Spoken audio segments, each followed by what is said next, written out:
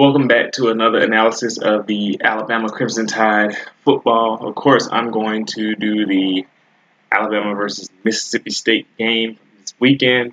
As I said before, I think I'm going to start doing like the keys to the game or some keys to the analysis that I did beforehand, and then get into the things that I saw, and hopefully that makes it clearer and more easier for you to, follow my thought processes on explaining things. So I have quite a few keys. But first, let me just get into some of the numbers. Mississippi State controlled this game, like in terms of the time of possession, by a large margin. I think by the end of the game, they had 39 minutes of the game clock in possession. They had control of the ball for 39 minutes, while Alabama only had 21 minutes of possession.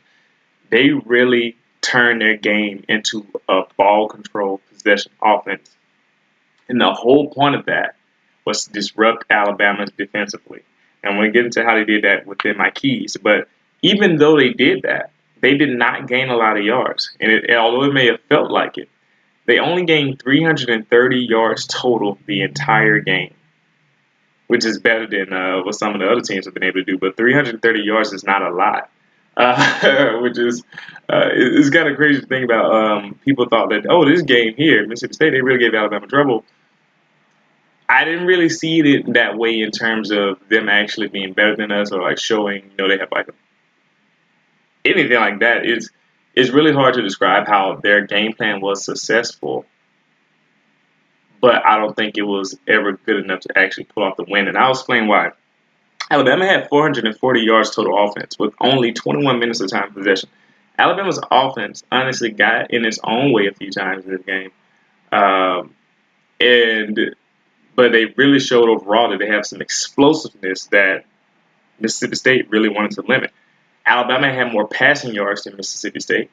Alabama had more rushing yards than Mississippi State. As a matter of fact, Alabama had a higher yards per rush than Mississippi State. Mississippi State ran the ball 49 times for 172 yards. Now, that yards per carry average is 3.5 yards, which is way better than what any team has done so far this season. I will give them their credit. I'm not saying Mississippi State is a bad team. They actually are a really good team, and I was glad that we got a challenge and that it was fun to watch a good game, probably the best game of the weekend. A lot of blowouts and stuff going on. But 3.5 yards, 3.5 yards per rush is not bad. I've seen some really bad run defenses, and that's not bad run defense. Now, why we allowed even that, which is like an average, I wouldn't say it's average, it's like, just kind of above average defense run stopping, is because of some issues that I'm going to highlight in my analysis that hopefully we can correct and don't have to deal with.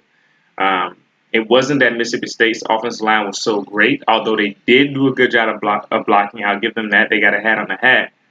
They really weren't moving our guys, and I'll explain what I mean by that later on.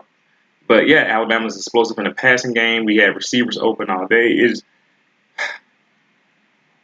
Let's just get into my keys. So the first key is this. This is the first key of my analysis. Keith Holcomb and Rashaan Evans were not playing well together. We are really missing Sean Deion Hamilton's leadership and ability to make calls. Saban said that he is one of the smartest linebackers he's ever had at Alabama. One of the problems was that Keith Holcomb was hesitant today on Saturday. He was very hesitant. It seemed like he would be diagnosing the play, but he wouldn't really hit his hole and fill his gap as fast as he needed to. And I attribute that to overthinking. I think that he kind of felt the pressure of having to step up into Sean Deion Hamilton's role, and that made him slow down a little bit. See, the thing is, Sean Deion Hamilton's control and smart and ability to put people in the right place allowed Rashaan Evans to run around and go wild and just blitz and to attack holes aggressively, not really caring about having to play with as much discipline. The thing is, if Keith Holcomb is hesitant and Rashaan Evans is wild, that means the discipline of the linebackers is thrown off and gaps are not filled and running lanes are open, which we saw time and time and time again in the game. Now, the thing is, people thought that our defensive line was getting blown off the ball, getting moved. So I disagree with the commentators here. I didn't see our defensive line getting moved off the ball a lot, actually. And I'm going to highlight a lot of times where we did not get moved off the ball. I think our D-line was doing their job. Mississippi State likes to get to the edge. And so the thing is, Alabama's defensive line, and I could be wrong, maybe someone who's smarter than me can help show me maybe I'm wrong or maybe where I can see a different part of the game plan. But it seemed as if our defensive line was told to play the side that Mississippi State is trying to overload or trying to get an edge on. So our defensive line naturally started playing they crashed either left or right, depending on which side they thought Mississippi State was going to go to the edge on. And that's what I saw. When I saw our defensive line move, it wasn't because they were getting blown off the ball. It's because they were moving toward the side where the sweeps and the outside stretches were going and the quarterback runs to the outside and all that good stuff. That's where I saw them going. And so that's what I saw. So the defensive line wasn't the problem. I believe it was more so the linebackers. Now, my second key is that J.C. Hassenauer, who came in, because Ross Pierce-Baker got hurt on the first drive of the game for Alabama. He's our starting left guard. Number 63, who was J.C. Hassenauer, who's been a backup center, who's also played some reserve guard. So he came in. He didn't do as badly as some people had made him out to be. He actually did pretty good. Thing was, he had two really bad plays where he got beat inside really, really easily, and it caused instant pressure on Jalen and messed up some of our plays. So that was the main thing. The third key is that Mississippi State, now this is where I'm giving them a lot of credit, they were very physical, and they played ball control, and they executed that perfectly. They did a really good job of it. I've never seen anybody kind of, well, not never, but it's hard to see Alabama get really thrown off by a team's game plan, and I believe Mississippi State really did a good job of that. They wanted to disrupt Alabama on offense and defense, and it actually worked for a while until the fourth quarter, which is where Alabama took over. But the reason why I disrupted our offense or defense is because they literally played ball control like old school football. They will snap and run the ball, like 49 run attempts, and then they will hold the ball for 30 seconds until the last possible moment. So, Alabama's a defense that likes to dictate things. We like to show the blitz. We like to make the offense struggle. We like to, determine what the offense is doing. They didn't allow us to do that. And I think that's what probably caused some of those discipline issues. Now, the reason why we're disrupted on offense is because Mississippi State, first half of the game, they really weren't stopping Alabama that well. We didn't have the ball a lot. We were scoring. They started to disrupt the Alabama offense in the second half with a lot of those inside blitzes, outside blitzes. They were blitzing the safety and the cornerback on both sides at one point, and it was causing a lot of disruption. I believe some of that was due to J.C. Hassenauer being new. But, yeah, that was really interesting. We weren't picking up the blitzes that well, so that was the issue. So that's something we can clean up. But that was their game plan, and they did a good job of it. The fourth key is that those inside blitzes late in the game in the second half, and they were overloading the line of scrimmage as well, they were coming after Jalen Hurts. And that's actually nothing new. This blitz wasn't anything new. It wasn't something that we weren't expecting. It's just that Alabama adjusted their play calling or where they were going to hit late instead of early, like we've been doing early. Like LSU tried to do this, and we knew what we wanted to do, which is attack them across the middle and throw the ball where they blitz from, and it worked. So I'm surprised that it took us this long to kind of get adjusted to that in the second half. Now, the fifth key is that the outside runs for Alabama in the second half, they were so focused on trying to stop Jalen Hurts that they were just eaten alive every time he faked inside. When we did the shotgun read option, it was like 3, 4, 5 plays in a row where it's like outside run for Damian Harris, outside run for Damian Harris, outside run for Josh Jacobs, outside run for Bo Scarborough, outside run for Bo Scarborough, outside run for Jacobs, and they all were getting first downs or 7 to 8 yards first downs. I'm going to highlight that series when I get there. So that's crazy. 6 minutes. The sixth key is that the run defense only gave up yards on discipline issues. Like I said, I do not believe Mississippi State blew Alabama off the ball. I believe the yards that we gave up were discipline, lack of contain on the quarterback, not filling gaps. And my last key is this. The last important thing is that Bama's F defense, I give that defensive performance an F. That defensive performance from Alabama is probably most other teams C or C plus on defense. So you have a good team when your worst day defensively is giving up 3.5 yards rushing. If that's your worst day playing defense, I think you got a pretty good team. And to be out control, like possession wise, and still win this game, uh, yeah, I'm done with that. Anyway, let's now get into the analysis. 10 minutes in, I didn't think it was going to be that long. Let's just, like I said, I'm only going to highlight certain plays. So first drive or two, Alabama's on defense here. When Alabama's on defense, we played a lot of zone coverage, allowing Nick Fitzgerald to kind of do what he's going to do. We were reacting to him, and he was able to get some like open spaces in there. Although we technically put them out 3 and out, but then we had a penalty on the punt, and we got the leaping penalty, and that was weird. It was an interesting situation. But Nick Fitzgerald kind of shows some of those. Sometimes he has some really good throws, and sometimes he has some bad throws.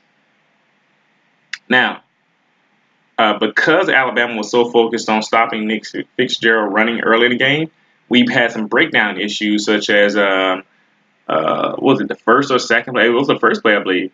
The first play of the game. Alabama's playing zone in a nickel defense. The pocket moves right. Fitzgerald goes that way. Deron Payne sheds his block, but Seven just kind of stops Nick Fitzgerald. He stops, and he tries to hit number 23, who's wide open down the seam route. It's because all the Bama zone defenders reacted to him moving. Luckily, Seven missed. Nick Fitzgerald missed that throw. Where am I going to do next? Oh, also at the 14-minute, 54-second mark, it's the second play of the game. We're playing the zone again. We had delayed blitz. Isaiah Buzz coming off the edge. They all converge on Nick Fitzgerald, but he actually managed to get the throw off, and he ends up missing high in between the zones. So we played good defense here and shut down that throwing lane and with some pressure. And it's funny, excuse me, I'm trying to figure out where I want to go. There's so many things I'm looking at right now in my notes. I'm like, man, do I want to tell them about this? Do I want to tell them about that? I think I'm going to skip that because I want to keep this video a little bit shorter because I already told you the main things. Basically, we get them in a situation where they got a punt, but it's a penalty on the punt, so they continue. At the 12-minute mark of the first quarter, we got zone coverage again here, Alabama does. The left tackle chops down Deshaun Hand, who's to clear the lane for a slant, so that was a good design there. It's a good call and throw because Alabama was playing a deeper zone, and they got a first down there. The 11-minute, 24-second mark, the next play, Alabama's in another zone defense. Nick Fitzgerald moves the pocket right as he hits his wide receiver on an out route to the right. Now, next play, we did great against the option. We played our assignments well. We were doing a good job here. But it seems like because they were slowing down and moving the ball with a little bit of runs here and there, try to throw early, throwing didn't work out. They started to kind of get a little bit of momentum. But eventually, we stopped them, and they punt. Again, so we punt. Then we get them to punt here. I'm going to drop down. I'm going to skip a lot of things I don't want to skip necessarily, but I have to now. But the 3-minute, 45-second mark of the first quarter. The double team from the center and the left guard of Mississippi State, it was really effective at forcing Deron Payne left. So he wasn't really he wasn't blown off the ball. He was just moved to the left. They did a good job of moving him there, which made room for the right tackle to pull through that hole and block low on Keith Holcomb. And the reason why that was possible is because Keith Holcomb was a bit hesitant in attacking that hole, which allowed their running back, number 22, he's a talented guy, Aris Williams. He had an open lane, and that's where they got their first touchdown. So I skipped ahead a lot on this drive. I skipped ahead the first Alabama drive. I skipped Mississippi State's early part of that second drive, and I just went right to this touchdown. And also on the same play, Hootie Jones, before the running back got the touchdown, he did a poor form tackle. He just got to lunge at the guy, and that, of course, is not going to work out. Now, at the 2-minute, 45-second mark, Alabama's on the ball here. Mississippi State has the whole defensive line standing up. They do this weird thing sometimes where they have no guys down. They drop one person and send two more guys from the secondary, so it's a blitz. We pick it up fairly well as Jalen Hurts steps up in the pocket. That's always great to see, to hit Calvin Ridley on a dig route coming across the middle against the zone. Great play. Calvin Ridley makes a guy miss and then goes for 64 yards. I mean, it's great to have a wide receiver who can do that. Next play, we do a design quarterback sweep left, get stopped at the 1-yard line. Next play after that, we do a design QB sweep right, touchdown. The game's tied up 7-7. So really good response by Alabama. Now, at the 1 minute 5 second mark, just an example of Levi Wallace playing a swing pass perfectly. If you want to see good tackling in space and somebody coming up to play a swing pass, go look at that play. The 28-second mark of the first quarter, Minka Fitzpatrick plays great man coverage on third down, even with the hamstring hurting, to swat the ball away. Unfortunately, this was a third down play here. Negated, we would have had them off the field here, and it would have been fourth down. Alabama made a lot of mistakes here on third down early. Negated by Hootie Jones holding a wide receiver when missing his press. So Hootie Jones was supposed to be pressing the wide receiver. He missed it, and he ends up holding on to him, getting a penalty, keeping Mississippi State on the ball. Start of the second quarter here. Good job controlling the line of scrimmage on the run play. Alabama does. But Rashaan Evans is too aggressive. He's too aggressive in taking on his blocker. He smashes into the pulling right tackle, but that leaves a crease for the running back, Aries Williams, to get through for a first down. The thing was, Dylan Moses, who was in at the game at the time, he played his position with more discipline than Rashaan Evans did right there. He actually kind of stayed in his gap and did what he was supposed to do. Rashaan Evans was so aggressive in attacking that spot that he pushed the offensive lineman back, but he pushed him slightly to the side, which allowed the crease to open up for the running back.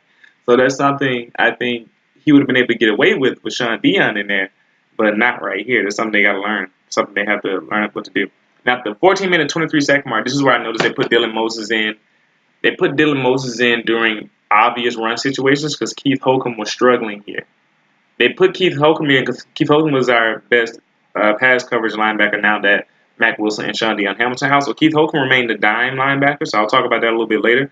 But here, Dylan Moses is in the game. 14-minute, 23-second mark of the second quarter. It's another handoff.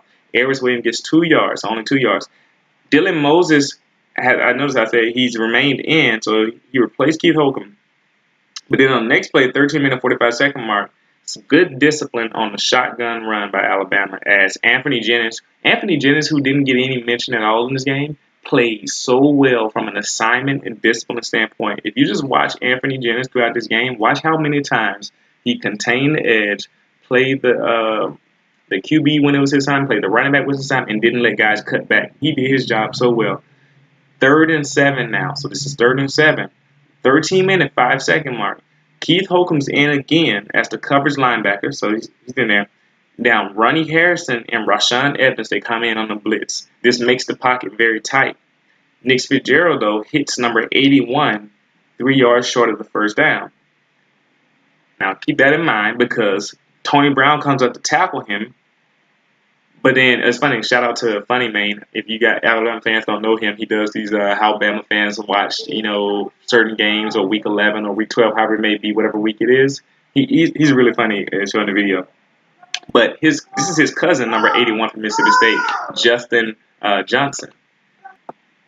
So Justin Johnson is hit 3 yards short of the first down. He catches this ball, carries Tony Brown. This is on 3rd and 7. Carries Tony Brown for the remaining 3 yards to get the first down. He's a big, strong guy. He's 6'3", 247, but that just shouldn't happen. And so that's another third down given up when it shouldn't have been. So Mississippi State's converting these long and improbable third downs, keeping their offense on the field, holding the ball for longer. Now, where am I looking at? Actually, that was a longer third down. That may have been, it was 3rd and 7. I was right. But yeah, he's 6'3", 247 pounds. He's an impressive guy. Anyway, 11-minute, 46-second mark. Both Rashaan Evans and Dylan Moses a bit too aggressive and going after that gap. So even Dylan Moses has the issue here. Rashaan Evans tries to shoot a gap to get the running back in the backfield, but he misses, and Dylan Moses on outside leverage attacks so hard that he is run out of the play. The crease opens for Aries Williams to get a 9-yard run. The D-line did their job really well. And so that went from, they did their job really well, but the linebackers didn't. So it went from a 2nd and 11 to a 3rd and short. And so plays like that are what allowed Mississippi State to extend their drive. So this, like I said, this is one of those examples of the linebackers just not being on the right page in this game. Issue here at the 11-minute 5-second mark, we did a contained rush as Alabama's playing man coverage. Ronnie Harrison made a bad play here. So at times Ronnie Harrison makes great plays, sometimes Ronnie Harrison makes bad plays. He lets the tight end number 82 run right past him on a little vertical seam route, a little go route for easy first down and more yards. So that's just a mistake that we can't have Ronnie Harrison make. 10-minute 45-second mark, the double team. This is why I told you about Raekwon Davis the last 2 weeks when I've been highlighting it. The double team blows Raekwon Davis backwards about 2 yards. And coupled with that, Keith Holcomb is hesitant again as the blocker gets him. This allows Aarons Williams to run through the gap where 99 or Raekwon Davis was supposed to be, and he runs right past the blocked Keith Holcomb while dragging Rashaan Evans into the end zone. And that allowed Mississippi State to go up 14-7. So double team blowing Raekwon Davis on the ball because he couldn't hold his spot. And Keith Holcomb being hesitant, not being able to fill that gap and force the running back to go somewhere else, allowed this touchdown to be as easy as it was. Now, that was about a 6-minute possession of offense that Mississippi State had the ball for a long time, from the end of the first quarter to the 10-minute mark of the second quarter. We had a defensive hold on this drive to extend the third down. We had 2 lack of discipline plays by the linebackers, maybe a little bit more. Tony Brown couldn't finish his tackle on the third down to extend their drive. Ronnie Harrison makes a mental error to give up a lot of yards, possibly 20 yards there. And the last play was just bad defense overall as Raekwon Davis was blown off the line of scrimmage and Keith Holcomb was too hesitant to hit his hole. That's the type of stuff that's not incorrectable. It's something that can be fixed, but it definitely hurt us in this Mississippi State game. Now, moving on to the next part of the analysis here. 10-minute 20-second mark. We do, wait, what am I doing here? Oh, I see why I did that. We do the shotgun carry for the first down by Josh Jacobs. Then at the 10-minute 7-second mark, Josh Jacobs gets to carry again. Oh, wait, did I skip ahead? Oh, yeah, I see. Yeah. Josh Jacobs gets to carry again, but the Mississippi State linebackers, they played it really well, and they stopped him at the line of scrimmage. But it's 2 straight carries for Josh Jacobs. Then, do I want to hit? Yeah, I want to highlight this play. 9-minute 45-second mark. So we did a 5-step drop for Jalen out of the shotgun. After he finishes his drop, he steps up in the pocket. It gets a little bit tighter. He decides to move out to the right because the routes are over there. So it's a smart decision. Run to where your routes are being run at. He throws to, while he's doing that, Calvin really cuts up the field. So Jalen Hurts just lets it fly and hits him in stride. That's beautiful. I'll say it again. He lets it fly and hits Calvin really in stride for a huge gain down to the 1-yard line. Next play, Joshua Jacobs runs it in for a touchdown. Too easy. That's when I laughed because maybe they're scoring too fast. The defense was on the field for a long time here, and we're just scoring the ball. This is what I meant by the fact that Mississippi State couldn't really stop Alabama's offense. We were explosive. Just made a lot of mistakes ourselves toward the end. Toward the end of this half here. 9-minute 18-second mark. Keith Holcomb is hesitant again as Nick Fitzgerald keeps going right here, and he keeps the ball right. Levi Wallace plays the edge really well, but Keith Holcomb reacts a second late, allowing Nick Fitzgerald to press inside of the contain that Levi Wallace set, forcing Levi Wallace to now play inside a bit on his blocker, which allows the outside to be open. So Nick Fitzgerald cuts in, cuts back out, goes around, and he gets to squeeze by that to get a first down. That would not have happened if Keith Holcomb had went ahead and reacted and got to that spot so that Levi Wallace didn't have to play inside. So that's an issue where hesitancy can cause an issue. That's another breakdown where the run was given up because of discipline issue, not a talent issue or an offensive line blowing our defensive line off the ball type thing. So that's what I'm saying here, where a lot of these plays cause trouble. Man, I also noticed, too, at this point, Nick Fitzgerald is having one of his accurate nights. So he's a streaky guy. He kind of, at times, he'll have some bad throws, and at times he'll have some good throws. To this point, he actually been hitting some guys on the money, so I was giving him credit here at this point. They had a really big wide receiver. Like, I think he was huge. He was basically a tight end out there, but he can catch and run like a wide receiver. Jordan Thomas, that's his name. I mean, I can see him being a tight end in the NFL and just being a big mismatch.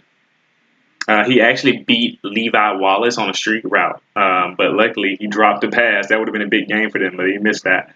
Um, Now we end up. Uh, did we punt here?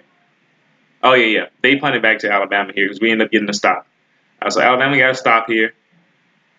Oh, which play do I want to do next? Which play do I want to do that? I'll skip down to the 6 minute 27-second mark of the second quarter. So the Alabama offensive line protected well. They even picked up the blitz here.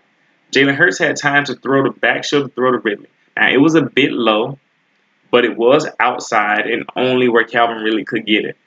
The thing was, it was the question of establishment of his presence back into the field. So you can't run out of bounds and then run back into bounds and be the first person to touch the ball. Especially if you went out of bounds. If you went out of bounds like of your own volition, like you weren't forced out, then yeah, you can't be the first person to touch the ball when you come back in. If he was pushed out, it would have been okay. But because he stepped out and came back in, they called it illegal touching and they nullified that big play that would have been another huge game for Calvin Ridley. Jalen Hurts also might have missed Devontae Smith coming open across the middle on the dig route at the same time, but I believe that was coming open as he was throwing the ball to Calvin Ridley, so I can't really blame him there. Good job also of Jalen Hurts on the same play by instead of just checking down to Irv Smith underneath short of the first down where it would have probably been stopped, he decided to go down the field to be a little bit more aggressive. I like that. Makes teams back up and not try to, try to pigeonhole you into the box. 6 minute 9 second mark. Mississippi State's got the ball back. Nick Fitzgerald's under center, and they do a handoff. Bama controlled the line of scrimmage here. Ronnie Harrison filled his running gap well and made the tackle. But here's the thing also about Mississippi State's running backs. Their tough running allowed them to get those 2 to 3 extra yards, which set them up for the next play. So that was a huge part of this game that wasn't highlighted a lot. Mississippi State's running backs just ran tough the whole time, and they picked up 2 or 3 yards when they should have gotten no yards. That is really good. LSU's running backs did the same thing last week, so I can't blame Alabama's defense there. They just were going up against some really good running backs, or at least some running backs who are tough and won't go down as soon as they're touched. And he gets 3 more yards because of his tough running, even though he's met at the line of scrimmage there. Now, where am I going next? I'll drop down. But like I said, Mississippi State's trying to control the clock here as they convert their 3rd and 1, and they're just letting the clock run down. They're letting 30 seconds run off the clock every time they run a play. 30 seconds run off the clock every time. At this point in the game, after the 4 minute 45-second mark, Mississippi State has 20 minutes of the time possession. 20 minutes of time possession, while Alabama has 6. This is in the latter stages of the second quarter. Alabama only has 6 minutes of possession. Speaking of, let me talk about this play. The 4 minute 15-second mark. Quentin Williams, who I said needs to get more playing time, he's controlling his blocker and he gets the running back at the line of scrimmage. Nice play. Also, watch, as I said, Anthony Jennings stay disciplined on his side of the line of scrimmage. Great job. Great job. In the 3 minute 32-second mark, we nullified a QB draw. Where do I want to go? Where do I want to go? Yeah. Okay, I won't talk about that play. It was a play about the 2 minute 48-second mark where we got pressure on Nick Fitzgerald and he threw the ball up the field. He had a guy open. I believe it was a coverage breakdown by Alabama here, or at least maybe how they positioned themselves it didn't work out. But Hootie Jones tried to make a play on the ball, and it was a gamble because what he did was he tried to jump out in front of the ball and knock it out with his hand, but that allowed the receiver to be behind him by himself. So if he had missed or the receiver had caught it, it probably would have been a touchdown here. So he gambled by jumping ahead and trying to swat the ball away with one hand. I think he must have caused it to deflect somehow, or either his presence made the receiver lose concentration because the ball went by his finger and then the receiver just couldn't reel it in. But if that pass was completed, it was a touchdown. And actually, it wasn't Hootie Jones. It was Tony Brown in this play. He would have been better just playing the wide receiver, in my opinion, but it ended up being incomplete anyway, so that's okay. Now, the 1 minute 23-second mark, Damian Harris was so close to running through the linebacker number 40. He would have got a big game, but the linebacker just caught his shoe and just tripped him up short of the first down. Now, the 0 minute 59-second mark of the second quarter, great pass protection as Jalen Hurts steps up in the pocket. He lets Cam Sims' crossing route develop, and hits him in stride for the first down. Great throw by Jalen. Cam Sims sees the DB number 25 coming at him going low, so he just kind of somersaults over him. And if you haven't heard it, go listen to like his video on YouTube or like with the AL.com. They that Cam Sims is hilarious or Cam Sims is funny or something like that. And his responses to their questions, he actually talks about that. He is a really funny guy. So go look at that. Now, we'll just skip to the third quarter because nothing else happened. It ended up being 14-14. Alabama wasn't able to get points because of a sack and, well, not really a sack, but pressure given up, causing Jalen to have to scramble out of bounds and do a design QB draw, punt the ball. But that's it. Mississippi State down the ball, and they went into the second half. Now, the third quarter starting here. Joshua Jacobs, Alabama's on the ball. It's on a shotgun sweep right. I love this play. I highlighted it because it was so great. He runs through the initial tackle, bounces off number 12, runs through another tackle, and then he carries the final two guys for the first down. If you don't watch this game, go watch that play. This first play Alabama did in the third quarter with Joshua Jacobs is running through people. This guy was tough. He really ignited the team, I believe, with some of those runs he had late in the game. Now, 14 minutes, 35-second mark. The next play, we throw to Josh Jacobs on a little outlet flat route. He stiff arms a guy to the ground. It was like a Madden play, and then gets he gets 6 yards before lowering his shoulder on a defender. Little Josh Jacobs is doing this. Love this guy. Now, the 14 minute, 16-second mark, we fake to Josh Jacobs. Got the defense worried now. We do a handoff to Damian Harris, and I paused and I just said blocks. Just pause the game. Pause the play when you see the angle.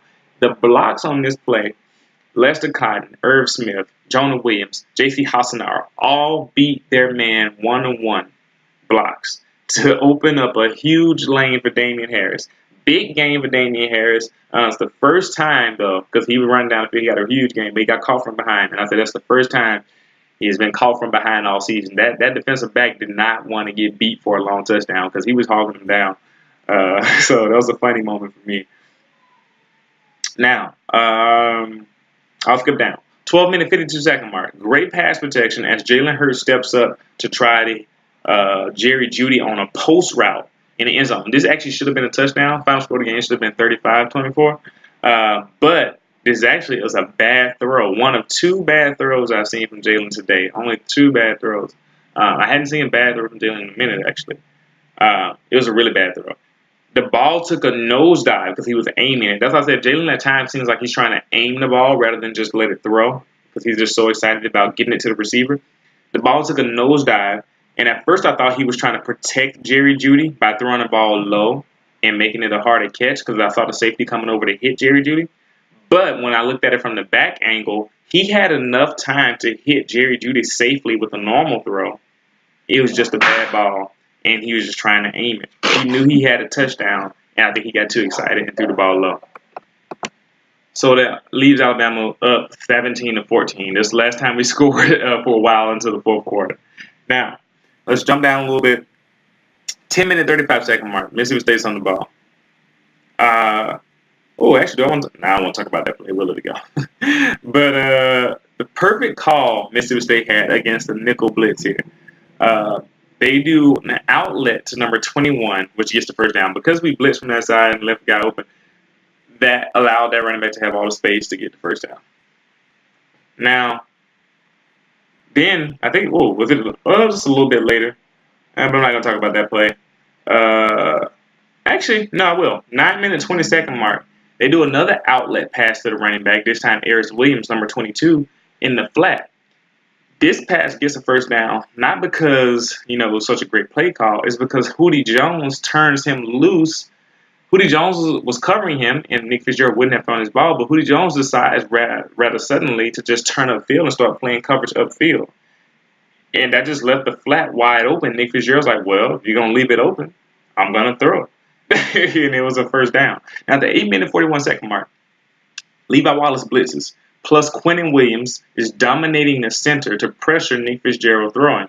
The ball ends up being behind against man coverage. The ball hits the wide receiver's hands as he lays out backwards. And then Anthony Avery rakes at it, just kind of like comes up and knocks his hand into the play to ensure that it's incomplete. And that deflection, actually, because Anthony Avery deflected the ball, almost ended up being an interception by Jamie Mosley. I wish it had been an interception because this drive, I think, went on to be a touchdown, or at least later on, I think. I think this drive was the one that went on to be a touchdown. So that was unfortunate. Could have ended their momentum right here and possibly could have put the game away faster. Now, the 8-minute 33-second mark, 8-minute 32-second mark, we blitzed Minkah Fitzpatrick. And then, what happened? Oh, we do man coverage behind that. Now, the reason why I highlight this play is because Minkah Fitzpatrick puts a swim move on the running back.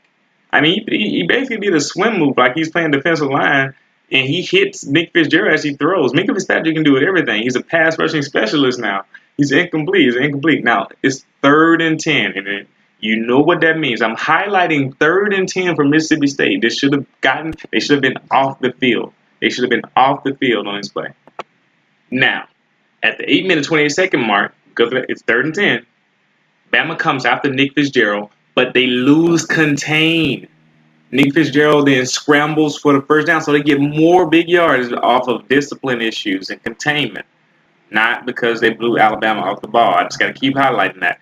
See, the blitzes from the linebackers allowed Nick Fitzgerald to have the freedom to escape. Yeah, they should have been a little bit more disciplined in their blitz because they didn't remain contained.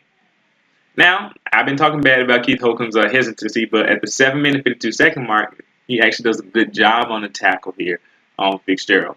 So give him his credit for that. The 7-minute 14-second mark, Mississippi State's O-line actually, they did a good job blocking. They didn't really move anybody, but they got a hat on the hat, which is what they did the whole game, so I give them their credit. The hole for this first down run, though, came because Rashaan Evans was blocked to the right, allowing the gap to open up. Now, Rashaan Evans' blitz was supposed to plug that gap, so it ended up being a bad play by Rashaan Evans. Like I said, missing Sean Deion Hamilton actually kind of hurt us in this game. So linebacker injuries are affecting us a lot more than I thought it would, at least in this game. There's stuff that can be corrected. 6-minute 11-second mark, Mississippi State gets the defense moving to the left because they blocked that way, so the Alabama defensive line is not playing that way, while they bootleg Nick Fitzgerald to the right. Now, Keith Holcomb wasn't able to run to the outside leverage enough to keep Nick Fitzgerald from running to the edge. It wasn't because Keith Holcomb couldn't do it. It wasn't a talent perspective. It's because he broke down too early trying to prevent Nick Fitzgerald from planting and turning upfield behind him. He didn't have to do that, though, because Rashaan Evans was right there behind him or to the side of him. He would have stopped that from happening. So Keith Holcomb's thinking too much, and this allowed Nick Fitzgerald to get the touchdown on the short red zone run. Now the score is 21-17, Mississippi State. Now, Nick Fitzgerald got ill after this play, so I'm assuming this drive must have been physically taxing on him because he threw up on the sideline, and he wasn't the same anymore after this play. And this Alabama's they went on up. Now, 5-minute 18-second mark, Jalen Hurts bailed. He baited the defense to show the blitz, but then when he snapped it, this is when they started doing those weird blitzes I was telling you about. Number 41 and number 9 came up the middle anyway. 41 comes free because Mississippi State also blitzes a guy on the edge, making Damian Harris pick up the outside guy. J.C. Hassenauer didn't block anybody, and I'm assuming this could have been because of communication error or just because of the blitzing scheme. Mississippi State seems to know something about our offensive line block here. Because of this blitz, 41 was able to bat the ball. I think it's McLaurin who bats the ball as Jalen Hurts tries to hit the wide open slant route. So they said the play was still open. The blitz just disrupted it. Now, 4-minute 6-second mark. This is how run blitzes are supposed to work. See, Mississippi State's back on the ball. It forced Nick Fitzgerald outside, but Levi Wallace cleaned it up. That's exactly how run blitzes are supposed to work, and that's how you do it. So good job. They actually started doing a little bit of things right here on defense. Now, 3-minute 18-second mark. This is just a great throw by Nick Fitzgerald. Can't defend it any better than what it was. He snuck the ball right past Tony Brown's outstretched hands and man coverage on number 23 on a slant route. And that actually was another 3rd and long conversion. That was one of the few 3rd and longs where it was just because Mississippi State had a great play. 2 minutes, 35-second mark. So well-defended run. So Alabama's defending the run well here. But Aris Williams, like I told you, these running backs run hard. He keeps his legs moving for 3 yards. Now, in 1 minute 46-second mark, he does it again. We stop, we get him, well-defended run, but he keeps his legs churning to get 3 yards. These type of plays add up and allows them to control the clock and get into third and manageable rather than third and long, which they were somehow able to still convert anyway. At this point, Mississippi State has 32 minutes of possession to Alabama's 11 minutes and 30 seconds.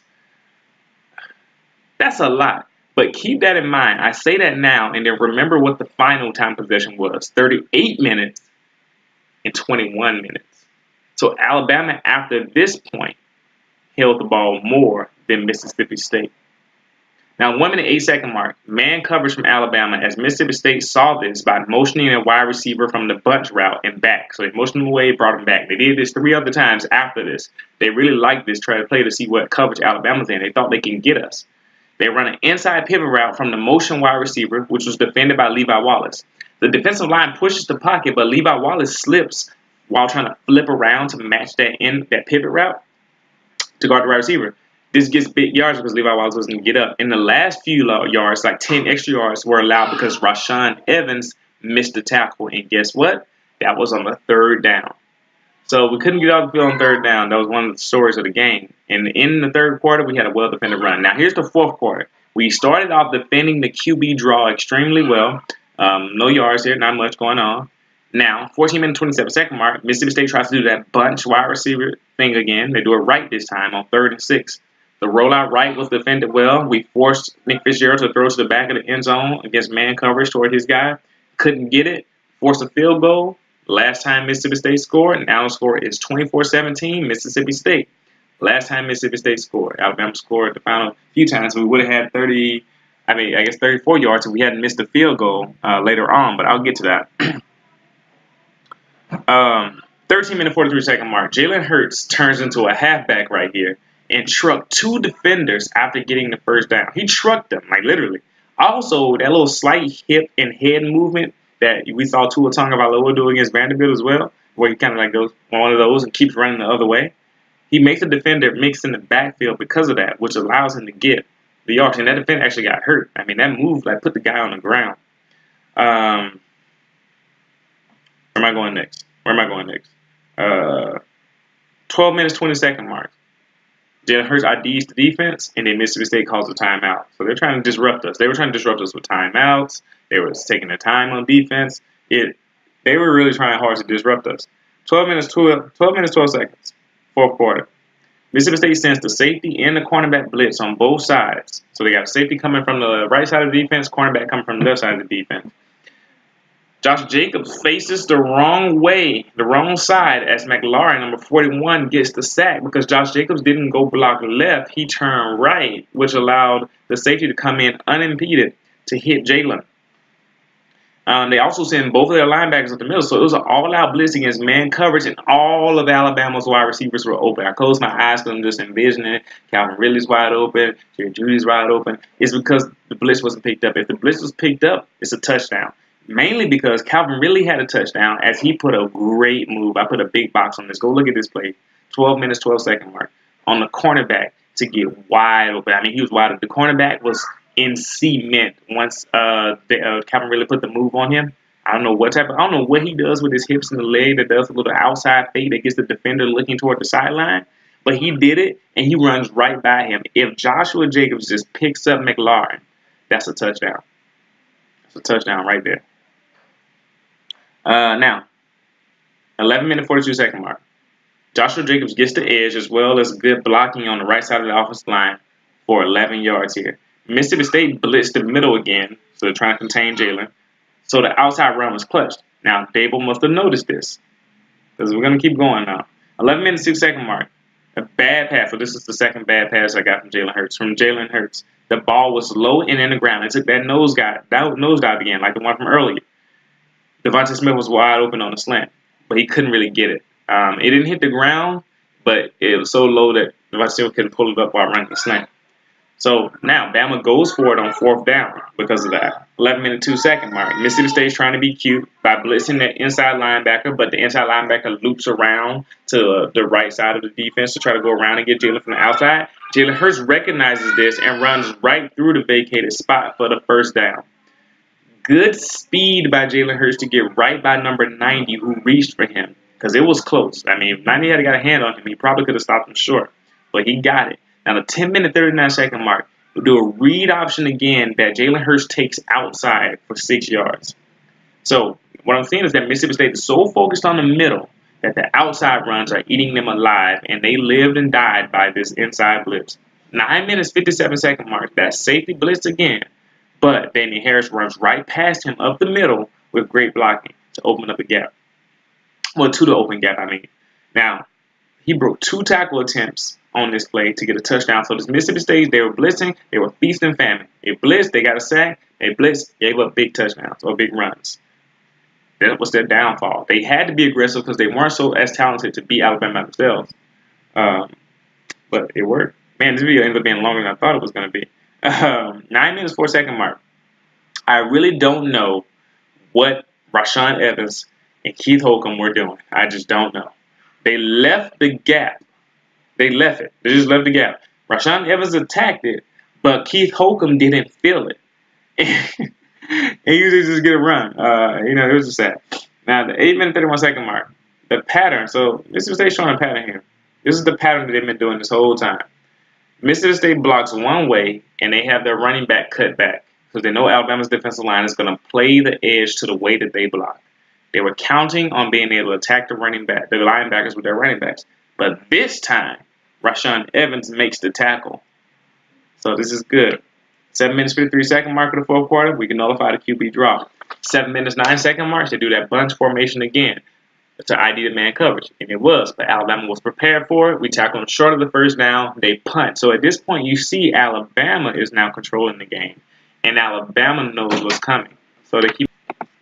This is the part of the game where I was telling you earlier where Brian Daboll must have noticed that the outside runs were working because he called a lot more of them.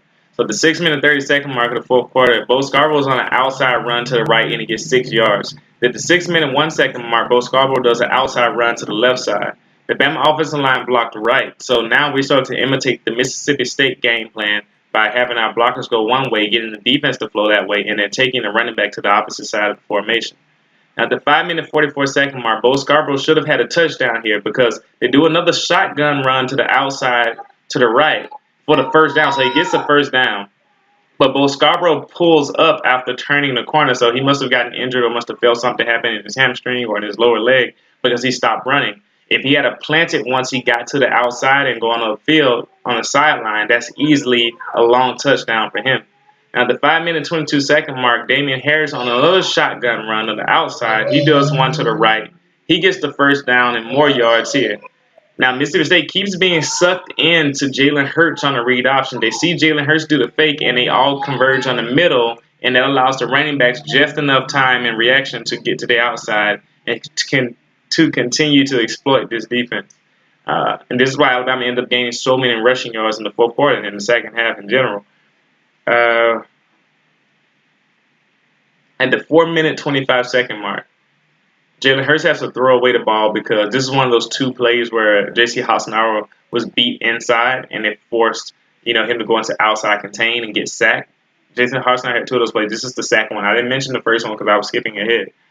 Now, the 2 minute, 55-second mark, the inside double blitz from Mississippi State, although this time it's a little different because they do a loop on it. At this point, they've done it a few times. It gets Jalen Hurts again, so he goes down for a sack. So the Mississippi State front actually played really well. They kind of beat the Alabama offensive line here, and they had great leverage, which is why they were able to get this sack. And then we tried to do a field goal, but Andy Papanastos missed the field goal here as he hits the left upright. It wasn't his worst kick, but it wasn't a good one. Mississippi State gets back the ball here after the missed field goal, and Nick Fitzgerald reverts back to his incredibly inaccurate passes as he throws a pass low at the 1 minute, 28-second mark. He just kind of takes a sack. They got a little bit conservative, so it really wasn't a sack. It's just that after throwing that pass that looked like a pick, it seemed like Mississippi State said, we're going to try to take this to overtime. So they try to run the ball on a QB draw, and it ends up getting swallowed up, and they go 3 and out. Gives Alabama back the ball with 1 minute and 9 seconds left. I'm just going to skip ahead to the best play. This is the part where we scored the touchdown. After 38 seconds left in the game, the blitz that they've been sending this whole time, it comes again. They sent it a lot on this last drive, and Dable finally adjusted to it, throwing the passes over the middle. Even a few plays earlier on the same drive, we threw across the middle to Calvin Ridley. But now we're starting to do it. And the reason why this blitz was so effective is because Alabama will block maybe 5, 6, maybe 7. But Mississippi State will always blitz 7 to 8 people, which will let one man get free every time, which would be the guy who would pressure Jalen to either get a sack or having to run out of bounds. So we finally became aware, for some reason, this late in the game, of how to attack the blocking scheme here, or how to attack that blitzing scheme. But this time, Jalen Hurts does what he should have been doing the whole time, which is hit Calvin Ridley across the middle on a slant for big yards. You should have been calling more plays like this from the beginning. And this sets up the next play, which is the touchdown. 0 minutes, 31 seconds. Mississippi State blitz McLaurin again off the edge. But Jalen Hurts hits Devontae Smith immediately on a slant route. The cornerback looks foolish in his coverage because Mississippi State cornerbacks can't cover the Alabama receivers. They're just too good talent-wise for them. And so he was open immediately. The safety also misses the tackle because Devontae Smith was so open and fast. He was too quick for him to show. Jalen Hurts hits him in stride. He runs the final 26 yards for the touchdown. And that's the end of the game. It's 31-24. And it wasn't quite the end because there were a few seconds left, and we tried to do a pooch kick, and J.K. Scott did a horrible job of it and got a penalty. Mississippi State tries to do 2 Hail Marys. The first one was okay, but it was pass interference on Keith Holcomb. He had a bad game. And the last one, Nick Fitzgerald just threw a bad pass, overthrowing it out the back of the end zone. That was actually just a pathetic Hail Mary attempt. If you're going to throw a Hail Mary, you never throw the ball out of the back of the end zone. You throw the ball in the field of play so that your receivers have a chance to catch it. So ever since he got ill and threw up on the sideline, his play just took a nosedive. But that's it. Alabama was able to get out of Mississippi State with the win. Even though they dominated statistically, it didn't show in the score. But I was never really in doubt in terms of Alabama being able to pull this game out.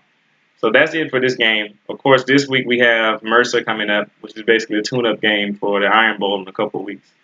But yeah, let me know what you think about some of your favorite plays from this game, or even some of the plays in this game that you noticed that I missed, or some of the things in these plays that may have influenced certain things certain ways. Or if you disagree with my, premise from the beginning that Mississippi State really didn't do much to, I would say from a talent perspective, really do much to actually threaten Alabama, but just that their game plan was really good. You can leave it all in the comment section. I'm looking forward to it. See you for the next video.